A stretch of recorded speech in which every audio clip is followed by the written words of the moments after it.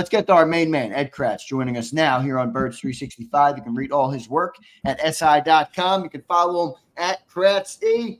Eddie K, welcome back to the show, man. How you doing on this Tuesday morning? Hey, man, doing good. Football's right around the corner, right? Yes, everybody's right excited. Yep. Where's your anxiety level, Ed? It's pretty high. This past week, I feel like I've been walking the Green Mile, to be honest. There's always anxiety leading up to camp. It's just the grind, and once you get into it, you're not even thinking about it. But it is a grind, but it's a fun grind. So it's the beginning, Ed. It's the getting out of the off-season mode and back into the grind mode for sure. But Ed, I'm pretty excited, man. We got a bunch of things to talk to you about today. What's on your mind though? As the Eagles report to camp today, they're on the practice field tomorrow. What's top of mind for Ed Kracz to watch for, to write about, and to report on as the Eagles get to training camp this week? Yeah, it's always the quarterback for me, Jalen Hurts. He's probably at the top of the list, coming in as the MVP, the reigning MVP of the Super Bowl. How will that impact, his demeanor on the field? Brandon Graham is not there anymore. And, I know him and Hurts and Graham were very close. So we'll see how Hurts interacts with other teammates. We'll see if maybe his demeanor changes with the media. Maybe he's a little more open. Maybe he gives us a little bit more. He's got Kevin Patullo as his new offensive coordinator, another one. But we'll just see. We'll see how this Super Bowl MVP shapes him in this training camp. And then after that, it's probably the rookies. I always like to watch the rookies, how they begin camp. Jahad Campbell, will he be doing anything at all tomorrow, first day of practice? Eagles tend to take things slowly with their injured players, but I suspect that Jahad Campbell will do something. I don't know how much, but I think they want this guy to play, and I think he'll participate in some drills tomorrow. Nakobe Dean, unfortunately, won't. He'll probably be put on the PUP list maybe today or, first thing in the morning before practice begins. But, there's some other injuries to keep an eye on too, and see how these guys, how much they do this week. Guys like Nolan Smith with the torn tricep in the Super Bowl. We'll see if he's raring to go. Cam Jurgens with his back. What's up with that? Is Drew Kendall going to get a lot of the snaps? We saw Brett Toth get a lot of the first team snaps at center. Kind of mixed results. Didn't always snap it accurately to Jalen Hurts. So, guys like that, the key guys that have injury issues coming in is something I'll be watching in the early days as well. Yeah, I'm with you. I think people assume that Nolan will be ready to go and Cam will be ready to go, but Cam didn't work at all in spring work, and Nolan did. And you remember he said he was ready to strike for minicamp, but the Eagles said, no, settle down. Yeah. So it'll be interesting to see if they're ready to go right away or if they hold them back a little bit. Jahad was working in individual stuff, so I expect him to do at least that to start. Yeah. I think that would be a likely path forward. So I start to look at the competitions, Ed, and 95% of them are on the defensive side with all the turnover, all the change. But I also, doing a story last week over at si.com/NFL/Eagles. You can also read Ed there. Boy, and they're young on defense. Oldest player on defense, Perry Nickerson, who was 30. And Adoree Jackson will turn 30 in September. That's it. Yeah. And I'm starting to, and I want to ask Howie this if he talks tomorrow. Hopefully I get it in, about the youth on defense and how he factors that in when he's building this roster. Because you just mentioned BG. Slay is gone. Team captain, experience. Because they were very young last year, but they had that leadership, that experience sprinkled in. Doesn't exist this year, Ed. Right. Yeah. Even Josh Sweat, right? Josh Sweat, I think 28 years old. Yeah, you're right. And that's a key question, is who is going to assume that leader mantleship without Slay, without BG, without Sweat even. It is so young. What's it, like 25 years old on the average? Crazy. And how he did address that to an extent in one of our meetings with him. he's the one that said we are very young on defense, and we'll see how it all comes together. But it's a great question for him if he talks tomorrow. I don't think he's scheduled to talk. Yeah, they never schedule him, but I know he just shows up. But yeah, who knows? I mean, if it was my guess as to who the leader will be, it's got to be Zack Baun, right? I mean, he's the guy that filled up the stat sheet last year, led this team in tackles. But when he talked to us, he said he's still trying to determine what this leadership role is going to look like for him. He's not exactly a outspoken, vocal guy. So who's going to be that guy? Certainly Jalen Carter isn't that guy. He's another one of your top players on that side of the ball. Quinyon Mitchell, he can't be. Cooper DeJean, these guys are only in their second year, so who's going to step up? I think Jordan Davis could be a real candidate to take over that leadership role. And Reed Blankenship, of course, he's talked about it. He says he's ready to do it. But we'll see. I mean, that defense is going to need direction when adversity strikes, and it will. Who are they going to lean on? Yeah, I think the loss of Brandon Graham, guys, is bigger than we've even talked about, John, this summer. But, on the field is one thing. Off the field, where Brandon Graham's had a career in Philly where it's been up and down. He's played awful and he's played great. He's achieved the highest of highs and he's seen the lowest of lows with the team. And I think having a guy like that to talk with the young players is important, and you're losing that. So it will be interesting to see there. Ed, though, you brought up Zack Baun, and he's ready for you, Ed. I got it. Ed, I love you, Ed. All right, I read all your work at SI. We followed, and I appreciate it, Zander. I appreciate it, buddy.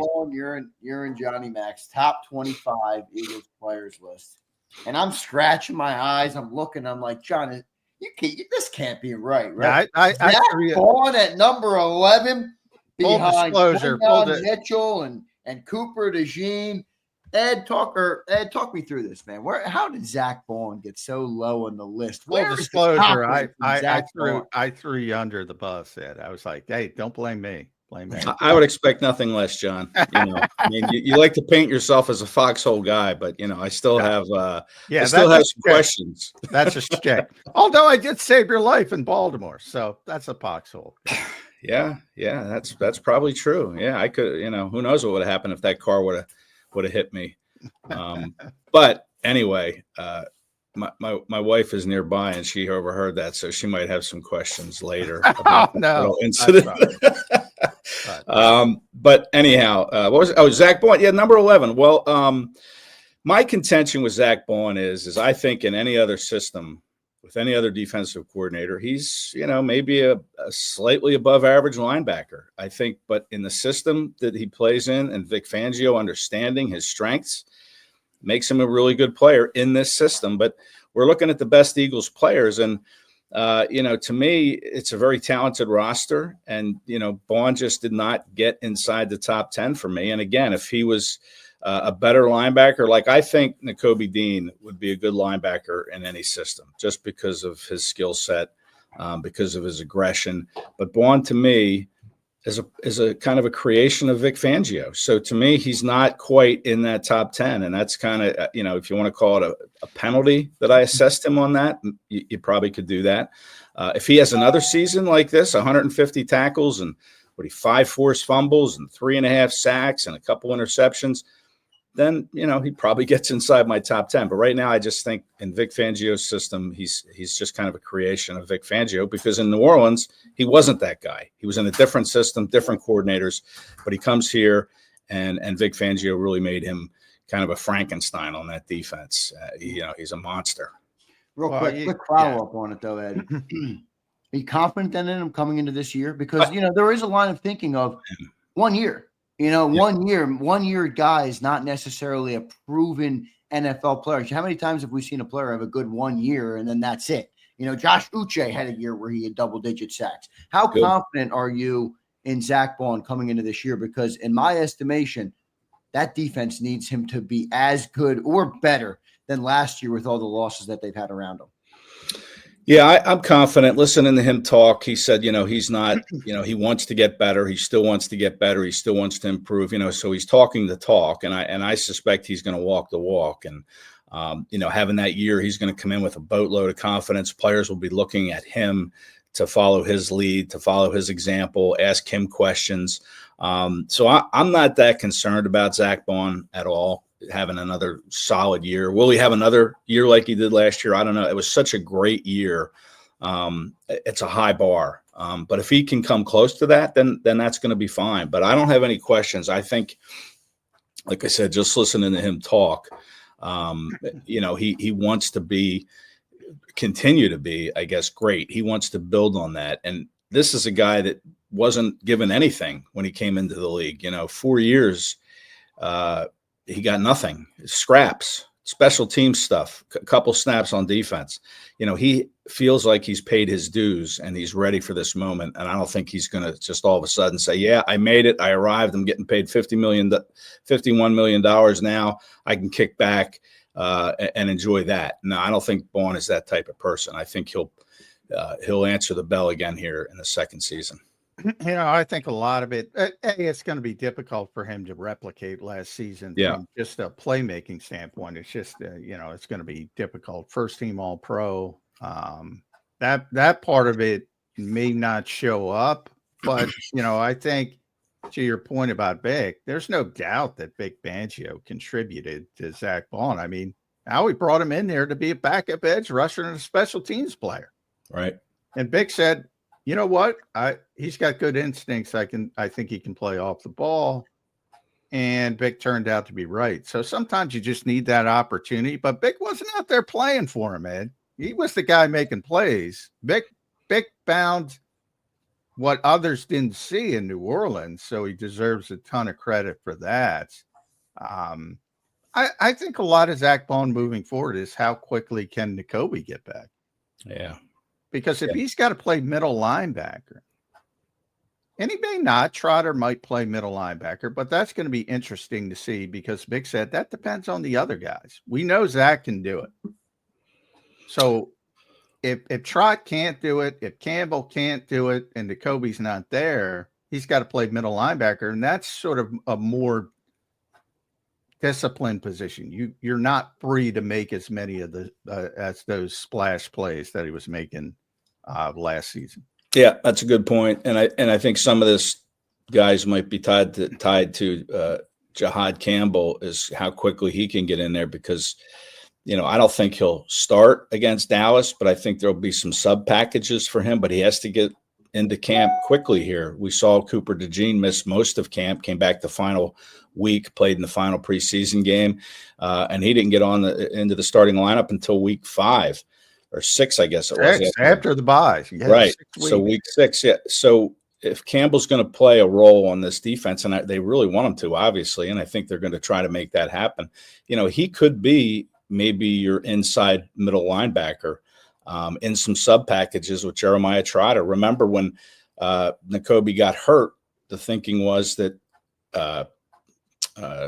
Trotter and Oren Burks were going to be kind of splitting time, and then Burks, he got the first crack at it and really did well, and the Eagles never looked back, and it was Burks' job. So you could see a situation like that where it's Trotter and Campbell maybe rotating in at middle linebacker until one of those guys asserts himself. So, and that would allow Baun to stay where he was last year. And, another thing about Baun is maybe they let him rush the passer a little bit. The edge, when you look at that edge, and maybe we were going to talk about it. Yeah, we're going to talk about it. That's probably, my biggest concern going into camp. And there's a couple of them, but I think edge would be at the top for me in the depth and who's going to step up. Is it going to be Ojulari? Is it going to be Uche? Is it going to be both of them? Is Jalyx Hunt going to be able to take that step forward that we all expect? But listen, Fangio could put Baun on the edge and let him rush the passer. It's what he did in New Orleans a little bit. It's what he thought he was going to do last year. We all have talked about how Baun kept asking Fangio, hey, when am I going to rush the passer? Right. And he never got that opportunity really from an edge standpoint. He did blitz several times, but he could put him on the edge for a sub package of plays during the course of a game if he's not seeing what he wants to see from some of the guys that are supposed to do it. Are you surprised at all that the Eagles are going to be on the field tomorrow, Ed, and their edge rushing situation is basically Nolan Smith, Jalyx Hunt, Azeez Ojulari, and Josh Uche, as you mentioned? Yeah, I am. Absolutely. they like to rotate defensive linemen, and especially on the edge, right, to keep guys fresh, but Howie was asked that going into the Super Bowl last year, and he's thinking differently now that, hey, we don't really need to sub as much maybe, because they kind of did that last year. They didn't sub as much on the edge. But still, it feels. You don't have Brandon and Josh. You don't have guys who. It feels light. It feels like a big roll of the dice. But again, maybe Fangio he's got some wild cards there. Maybe he rolls Jalen Carter out on the edge for 5 snaps a game or 3 snaps a game, or maybe Ty Robinson really steps up and shows the ability on the outside. Baun we talked about as a possibility. Patrick Robinson, he's back again. Can he kind of be an effective, Patrick Johnson, but I'm Patrick, sorry, not Robinson. Sorry, Patrick Johnson. Could he be an 8 to 10 snap guy on the edge? These are all things that they're going to have to sort through in camp, because even with 4 guys, and even if Ojulari and Uche are, great contributors and they come in with 5 sacks each, whatever, show the ability to drop in pass coverage, you're still a little short there. If you have an injury to one of those guys, there's no depth, and that Antoine to me, Powell Ryland, baby. Antoine Powell. How many edge rushers are they going to keep this year? 5, 6? 5, I would think. 5. I think they'd like to maybe keep 6, but I don't think that's they have what 6 I'm to thinking, keep. because then you're going to have to let Johnson. You're probably going to have to let Patrick Johnson go if you want to get APR in there. I think obviously. Well, I think. Knowing how he's keeping APR unless he completely reps the bed in training camp. Right. So to me, it's between Patrick Johnson and Josh Uche for that last spot. And do you want the special teams guy, the versatile guy? Because Patrick can play off ball, he can rush, right? He can play special teams, or do you want the pure pass rusher? That to me is going to be the competition. But I brought this up. I want to run this by you. Human nature, I wrote about it at SI. Like, if everything goes the exact same last year, except the Eagles lose to Kansas City in the Super Bowl, so they're NFC champions. They have the same difficulties with upcoming extensions with Jalen Carter, Nolan Smith, et cetera, et cetera. Cam Jurgens, who they already got done. Everything's exactly the same, except they lost that game. Is there any way Howie Roseman isn't breaking down doors to get an edge rusher? Probably, yeah. I would say that he probably is trying to break down doors. And maybe he did try that a little bit this offseason, but I don't know who was out there. I mean, the big names, J.J. Watt, he wasn't going anywhere. Trey Hendrickson is holding out now today. He did not report to Cincinnati's camp. Maybe he's still in play. I doubt it, but you're right. Maybe if they don't win that game, maybe he's making a bigger play for a guy like Hendrickson who's unhappy and bringing him in. But, I think Zander mentioned this on a show at some point where maybe the Eagles' philosophy isn't we don't need that guy to get 15 sacks. Right. We have 13 players recorded at least a half a sack last year. The leader was Josh Sweat at 8.5, and they still won the Super Bowl. They still sacked Patrick Mahomes 6 times with a player who's defense in football. Yeah, right. So maybe that's their philosophy. And I heard Zander bring that up on a show, during this offseason, that maybe that's the philosophy is we don't need that one guy to get us 15 to 20 sacks. We have, 5 guys that can get us 5 to 10 sacks. And maybe that's what they're looking at. Maybe that's what they're hoping for with Uche and Ojulari, if they can reach that number. And, of course, I think a lot of this is predicated on Jalyx Hunt. Can he take that step that we all expect? During OTAs, I mentioned him as, my breakout star of the year for the Eagles. To me, he's probably my guy to pick to be that breakout player. And if I'm doing that, the Eagles are probably thinking the same thing as we need Hunt to really step up his game and get 5 to 10 sacks. And I love the way he played late in the year. I thought he showed speed off the edge. I thought he showed a good assortment of moves. And I think he will be that guy. But that's really the key to me is getting Hunt in that 5 to 10 sack range. Yeah, I think that's a big one too. And that's where I wonder if Ojulari gets on the field a little bit more, Ed, to the point of, I need a guy that can set the edge and stop the run and be that all-around defensive end. That's where I could see Ojulari being an important piece for Fangio. But look, Jalyx was pretty good at that. It was a small sample size, but I think he's been pretty good at that, and he's very versatile as well. So you have been high on Jalyx, Ed, since since last season. That's a big Jalyx. Yeah, and I like him too, but John has cautioned me on putting the cart before the horse on it. So I want to let him do it, but I am confident in his ability to do it. It should be interesting to see. Yeah, John, do you have a breakout player on defense? With maybe I'm a big Ringo guy, but okay. I'm a big Ringo guy because AJ told me to be a big Ringo guy. Yeah, I know your team, AJ. The thing that Ringo concerns me is just, he's such a big guy playing on the outside. Can he cover somebody deep? There's something run. He can run, but the concern to me is his hips. Can he flip his hips quick enough to keep up?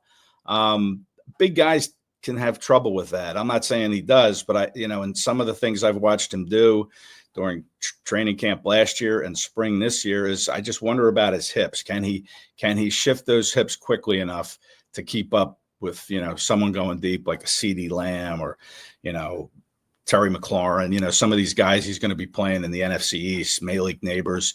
I don't know. He's going to have to show me that. But certainly here's what I'll say, and Ed's right, which I admit I'm team AJ. But AJ doesn't give out empty praise.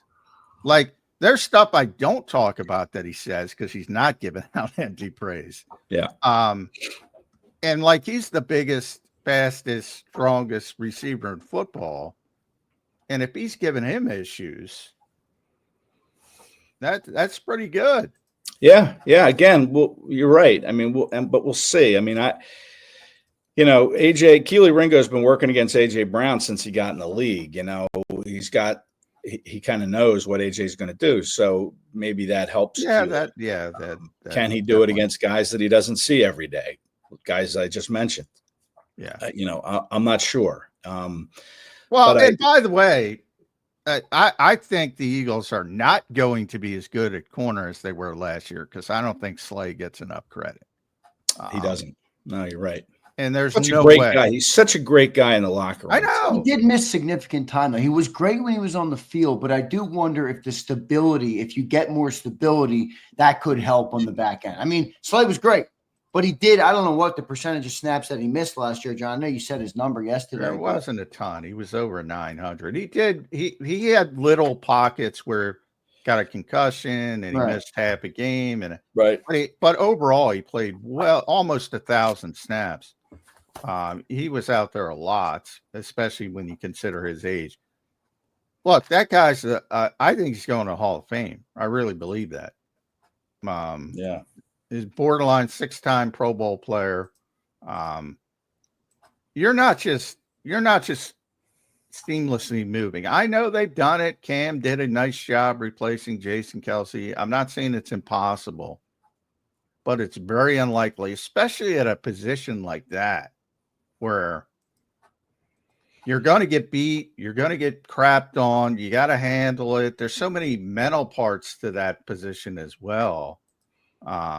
That really affect younger players, even if they're gifted like Gilly. So I'm not trying to say they're going to get better or anything, but I do think he's got a chance to be a good player. Yeah, you're right. I just looked up Slay's snaps. He played 699 snaps, 67% last year. So I was counting the playoffs. He's over 900 count the playoffs, but still roughly 70% or a little bit under 70% for the year. So that's a big loss. And Quinion was a rookie, probably, and so was Cooper, and they probably leaned on Slay a lot when they had questions.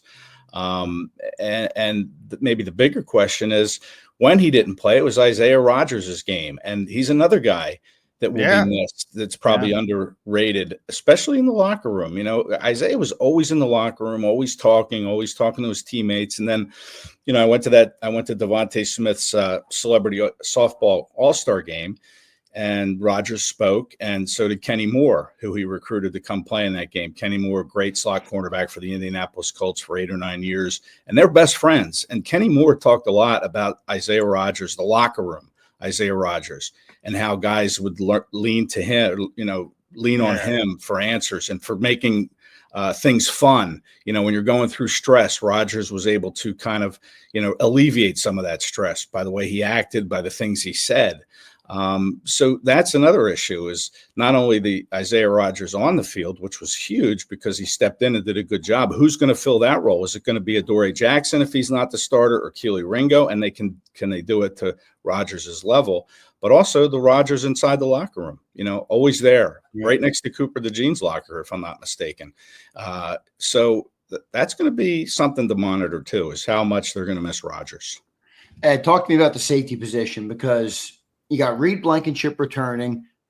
Some think a contract's coming. John thinks a contract's coming. I think a contract's coming. I'm not exactly sure. You lost C.J. Gardner-Johnson. You traded away C.J. Gardner-Johnson, and you're now relying on either Andrew Makuba and or Sidney Brown to step up into that role. I think that's one of the bigger positions of a bigger question mark coming into the season on the defense this year. What do you think of that safety position as we kick off training camp? Yeah, I'm a big Makuba fan. I think he's going to have a solid rookie season. They want him to start. I think he's going to be the starter. Vic Fangio, first year with them, I'm sure Fangio had a big impact on them drafting him. So I think he's going to start. Getting him signed yesterday was big. Obviously, you don't want to miss any time at the start of camp.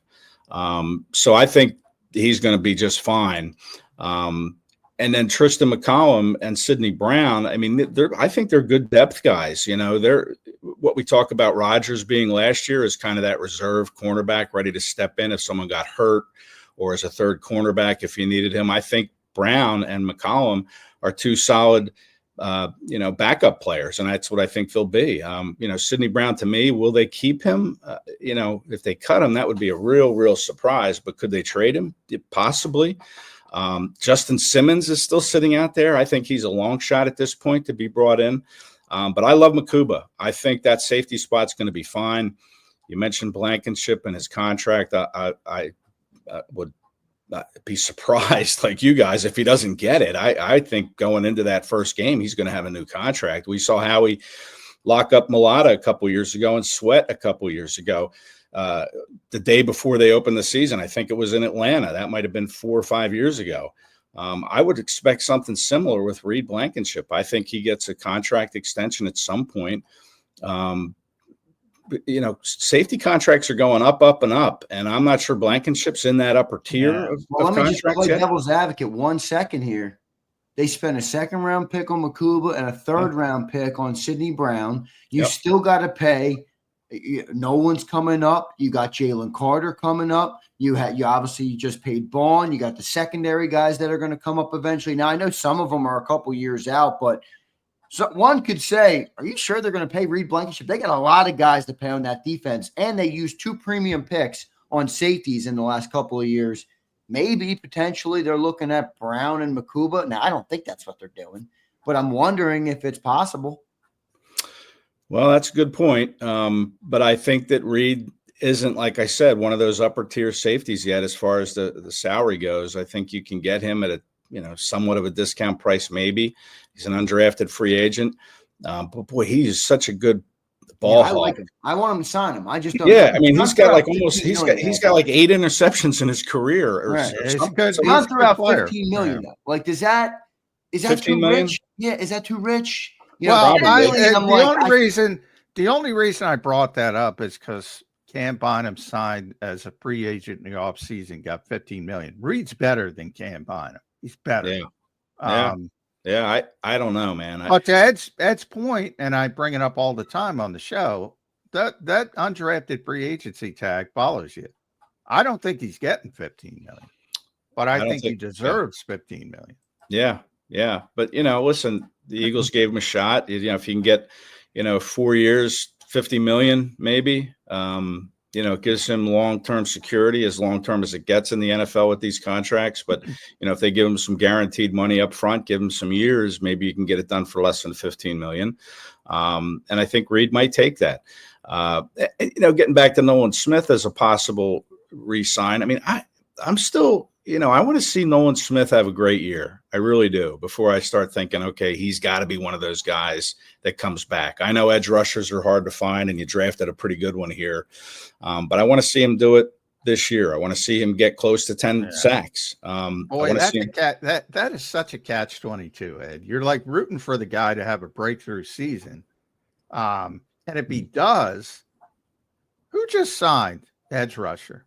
I'm trying just signed yesterday. Karlaftis, John. Karlaftis, yeah. I mean, you're talking $25 million if he has a big season. Yeah, but that's kind of the going rate. I mean, look at TJ Watt and Myles Garrett and these top echelon guys that have been doing it, over 100 career sacks. And Karlaftis is great. I love Karlaftis coming into the draft, and he's really a good player. He's a good player, but he's not great too, man. Yeah. Yeah, he was on the Greek water polo Olympic team for Greece. That's talk about an athlete. But you're right, John, with Nolan Smith, as you're looking at probably 25-30 million if he has a great year, but then he probably earned it. And then you have to put him in that mix with Jalen Carter.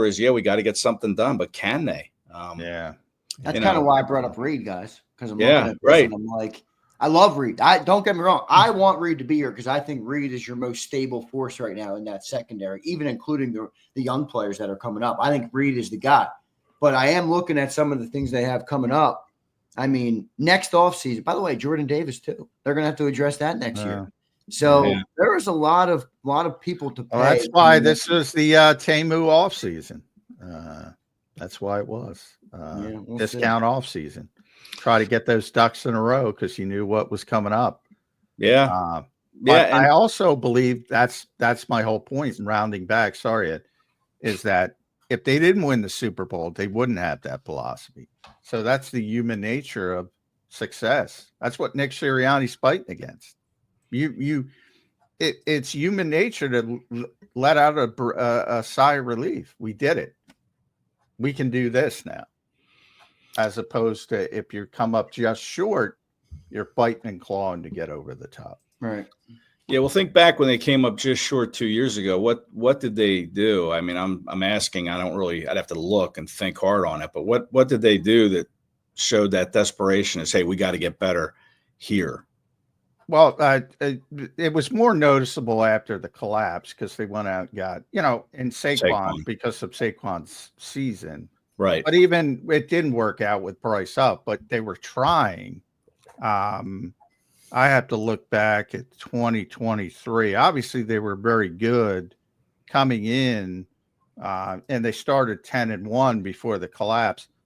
I think the timing, because obviously they weren't able to get Fangio. Let's be honest. I mean, what is I say this all the time, Ed. What the hell is the difference between the 23 Eagles and the 24 Eagles? You're asking me? Well, they had the worst defense versus the best defense in 1 year. They had Sean Desai and Matt Patricia. And then the complementary nature of having the number one defense. If you gave that 23 Eagles offense the number one defense as a compliment, they might have won the whole thing that year. Right. And they almost did with the way it was configured. So, yeah, I guess defensively they went out. When did they draft Carter? That was in 23. He went to the Super Bowl as a rookie, right? No, Carter that was added the year after the Super Bowl. Okay. So, so they addressed the defense, right? And they drafted Nolan Smith and Jalen Carter. So that was kind of what they did. Would they have drafted an edge rusher in the first round? And maybe they did with Jahan Campbell. We don't know what he's going to be. Yeah. But, did they go out and get another edge rusher, after winning the Super Bowl? Possibly. We don't know yet. But, yeah, it's interesting. Winning the Super Bowl certainly gives them some leeway here. I'm not really sold on this defense yet. I mean, you got to see it. Everybody assumes it's going to be, one of the top defenses in the league, and it certainly has one of the best defensive minds leading it in Vic Fangio. And I thought it was interesting when Fangio said, hey, we had a lot of questions going into last year, too, on the defensive side of the ball, and they answered them. Yeah. So, we could see more of the same, and this is a top-ranked defense, or we could see a little bit of a step back here that we're not expecting. Yep. Ed, final question for me, man. I want to talk to you a little bit about the offense. You mentioned Jalen Hurts as your top thing, and I'm with you, right? I'm always watching the quarterback. That's first thing for me on any NFL team. What do you expect to be different this year on the offense, or nothing at all? But, it's one of those highly talked about things that Jalen is your top 10 quarterback. They ran the ball last year. What do you expect in the evolution of the Eagles offense coming into the 2025 season? I think we're going to see Jalen Hurts throw it a little bit more.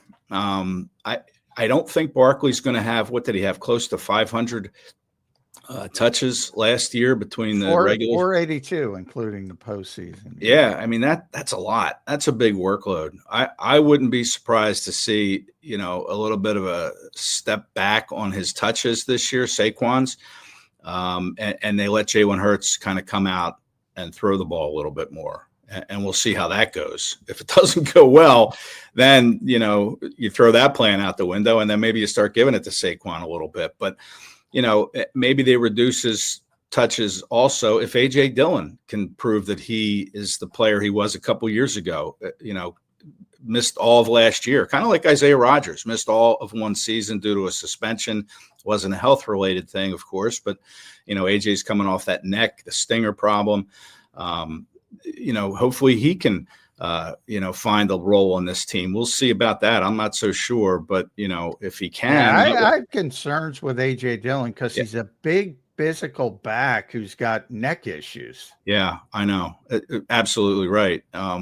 We'll see. I'm sure he'll have a monitored workload in the summer. Can he find his way back? And then you have Will Shipley and, maybe some of the undrafted kids step up. But getting back to Hurts, I mentioned Brandon Graham. Brandon Graham and Jalen Hurts had a really tight relationship. Graham was kind of Hurts' confidant, and you saw that when Graham retired. Jalen Hurts was there for the retirement. That's how close they were. A couple others were also Lane Johnson, Fletcher Cox. But Jalen and Brandon were close, and Brandon won't be on the field this year. So, Jalen may have been a little closed off to some of his teammates. Maybe this will force him to kind of open up a little bit to some of other teammates because Brandon isn't there. And again, like I said to start the show, he's a Super Bowl MVP. How is that going to impact him this year? We made such a big deal last year when he didn't throw an interception all camp long until the very end when Slay picked him off. And then he had a great season, Hurts did, coming out of the bye. The first couple games were a struggle, but I think we're going to see Hurts given more responsibility in the passing game, and we'll see how that works. All right. At Kracz, make sure you follow Ed on the X platform, especially with training camps starting. Unfortunately for him, I will see him tomorrow, potentially. We're all day to day. Yep, that's right. We're all day to day. Read them, si.com/NFL/Eagles. And Ed, I like your notebook, buddy. I got 12 of them, John. One on Amazon. I just did. For people who don't know, I just did the notebook gambit in public. In public, I did it. Yep. Hey, if you need one, I got one. There you go. Eddie K, we appreciate it, man. We missed you. It was great having you back on the show. We got a great season ahead of us, hopefully, and we'll see. We'll be following all your work at si.com. We'll be following you at Kracz over on Twitter. Thank you, Ed. We'll talk to you again soon, brother. Thank you, guys. See ya. Right. There's Ed Kracz joining us here on Birds 365. Always good to talk to Ed Kracz. Johnny Mac, I love talking to Ed Kracz. He's just one of the upbeat, good guys to listen to on the beat, John. I love listening to Ed. Yeah, he's a good dude. Good guy is what he is. But he did call, he essentially, and this again speaks to the insanity with the quarterback position. He just called Zack Baun a system linebacker. Nobody cares, but if you say that about the quarterback, people lose their mind. Well, I think the difference there is that Jalen has had a lot of years that look a lot different, I think every year looks almost the same. I'm the exact opposite. Really? I feel like 22, they asked him to be the RPO, and he kind of had a lot of the pressure on him. Well, I'm talking about I'm talking about the offense as a whole is very similar And no matter with the coordinator, no matter who's calling the plays, that's why I think it's Yeah, way well, that I overrated. agree with. That I agree with. I just think Hurts has to be a Now- different player, you know. Well, the other stuff, you have to be a different player if you don't have Saquon Barkley and you have Right, DeAndre exactly. Swift. That is dependent on other stuff. But I think what they ask him to do is very similar each year. And he's getting better and better, by the way. But from a processing standpoint, things like that. So, but he did not have his best season last year. But No. I'm just saying, you know, a lot of guys are considered system players. Not that that's incorrect, or a lot of guys are better in one system than another system. Go back to Fletcher Cox, you know, hating the Fangio style scheme after playing in the Jim Schwartz style scheme. A lot of players are like that. Happens at every position, but obviously everything's magnified when it's the quarterback. No doubt about it, Johnny Mac. We'll talk a little bit about that when we come back. Ed also had some good takes or good, interesting thoughts on the defensive side of the ball, John. You look at that cornerback room, you look at that safety room. There's a lot of questions, man, on the defense that we're going to have answers for, or at least start to get answers for on the defensive side of the ball. So I'm looking forward to it all. Appreciate everybody for being here today. Good to see everybody in the chat. We got a big crowd in here. I thought Eddie Kracz was great today, so we thank him for joining the show. Anybody that has some comments or wants to hit on some things pre-training camp, drop your super chats below. They are much appreciated here as we kick off the start of training camp for the Philadelphia Eagles season. We'll take our quick commercial break. We'll be right back here on Birds 365 in 3 minutes.